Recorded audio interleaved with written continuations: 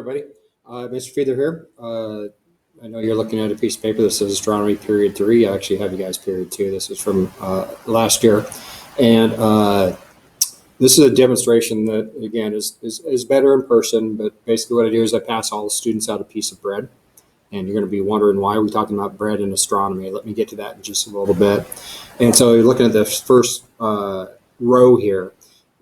We take this unsquished piece of bread, just a normal piece of bread. We weigh it on a bounce, and last year we got about 20 grams. I think actually this is out of the textbook or the book that we use on Starry Night. So I don't remember what the exact weights were, but it turned out this way. I had to weigh the piece of bread. Then they calculated the dimensions. So I got a ruler, and they measured the height, the width, and then the length of it and multiply them together. And a lot of you guys may know from your geometry days or from your previous science days that gives you volume. And then we calculated the density. And so the density is the mass divided by the volume, and that gives you density. And so you can see these numbers in the first column of this table.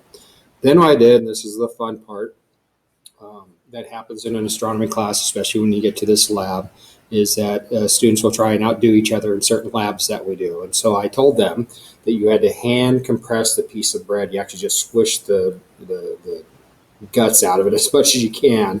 Try and keep it together because we need to not change the mass, and then measure it again in any way that you want. So I had some students that made it into like a prism or a cube. I had some students just make it a ball and did the best job they could, but it didn't really matter.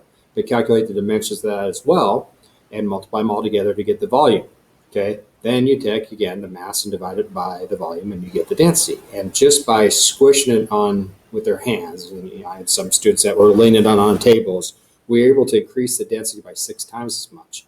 Then I took 1 or 2 students, I think I just took 1 last year because we were a short time, and I took their bread ball, put it in a vise, squished the heck out of it, and then calculated the volume, measured it, calculated the volume, and then did mass divided by volume, and was able to increase the density by 7.7 times. Okay, so your question is probably, oh, why the heck are we squishing bread in astronomy? And the reason is because white neutrons, or white dwarfs, neutrons, and black holes are all objects in our universe that are made and comprised of extremely compressed matter. In fact, the density increase that you're going to read about for these items, such as the ones that I mentioned, are ridiculous how much bigger they are than what we did in the bread lab. Almost, we can't even comprehend almost how dense these huge things are